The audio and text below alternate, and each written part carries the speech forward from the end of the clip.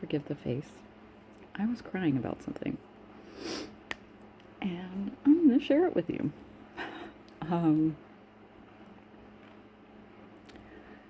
I felt the need to clarify for some people who might not quite understand. And I get it, right? I talk a lot about my mother on my page and the things that I endured at her extremely abusive hands. But I want you all to understand something. I practice something that allows me to go inside and to search spirit and walk through it. Almost like an astral projection sort of thing. And I've been practicing this for a while. Like years. And while I am angry that I did not get what I needed as a child, which was protection, safety, unconditional love, listen to, like a lot of us, right? A lot of us who've had mommy issues, mother wounds, whatever you want to call it. We've all experienced this pain, this emptiness, and this chaos. It's so hard sometimes. Wondering why this love that seems like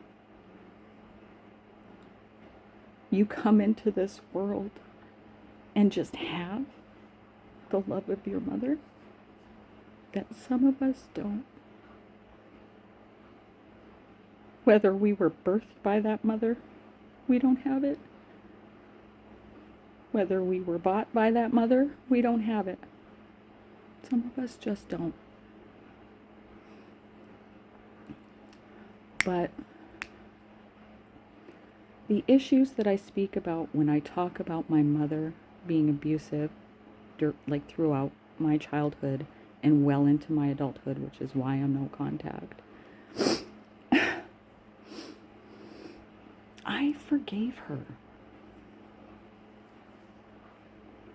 I speak about it to heal my own pain and my own experience in it. I'm not speaking about it to punish her. She's barely involved, except that she was the perpetrator of the abuse in the story that I'm telling about, realizations that I come to when I am able to sort of re-grasp memories that I lost from my childhood that I am now regaining with healing and being treated for ADHD.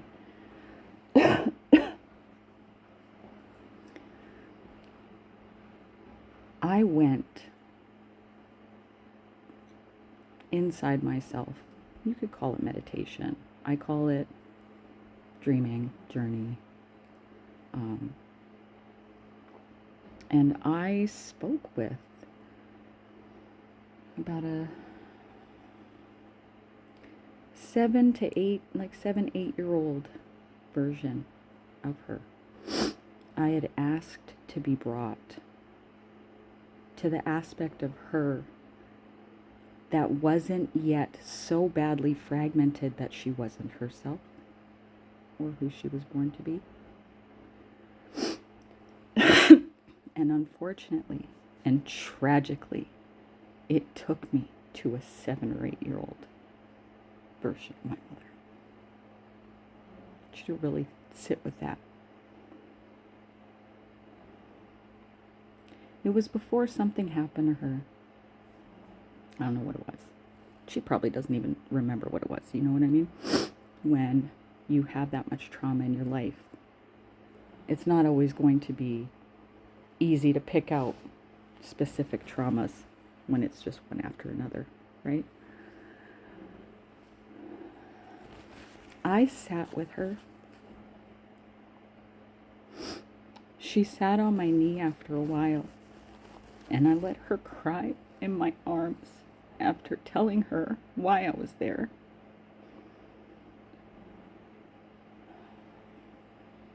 She is not today who she was born to be. And I want you to understand that about all toxic mothers, all narcissistic parents probably, but I really want to focus on the mothers.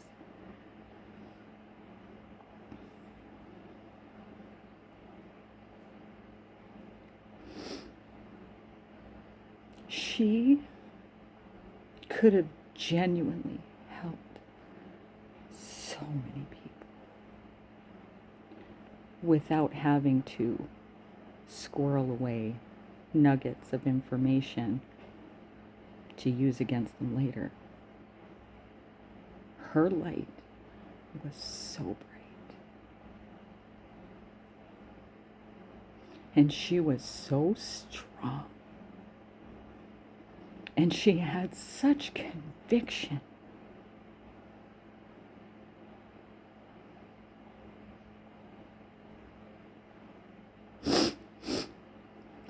And today, thinking back on that, after reading a comment on another creator's post this morning about mother wounds within the Indigenous community and matriarchal societies, I got to thinking about this experience and when I went to forgive my mother.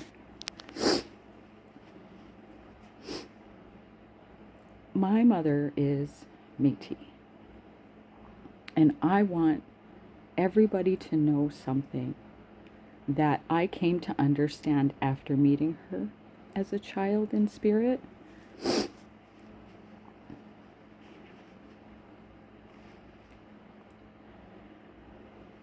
Your Indigenous toxic mother, your Métis toxic mother, if you are Gen X, elder millennials, sometimes even millennials, but us older ones,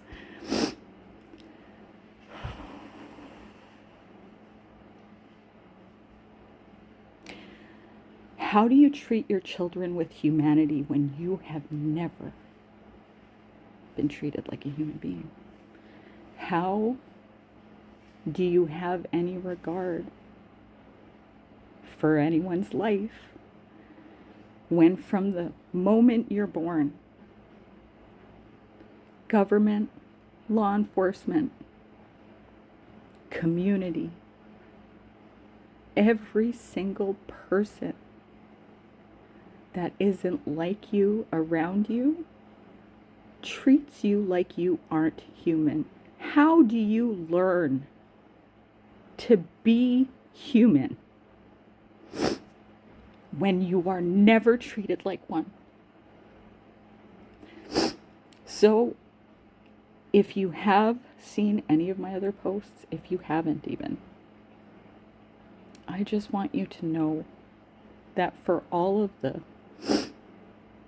complaining I do about how I was treated as a child, I want you to know that I understand. I might not be able to empathize and put myself in those shoes because I did not grow up in those times, but I see it.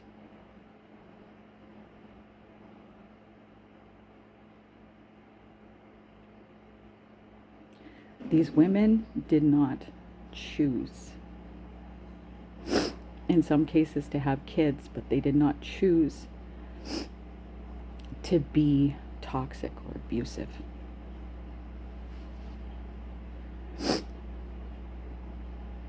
It's what they learned. It's all they saw. It's all they experienced.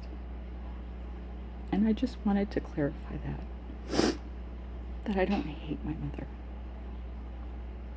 but I will never be around her again, because somebody that fragmented can't be put back together.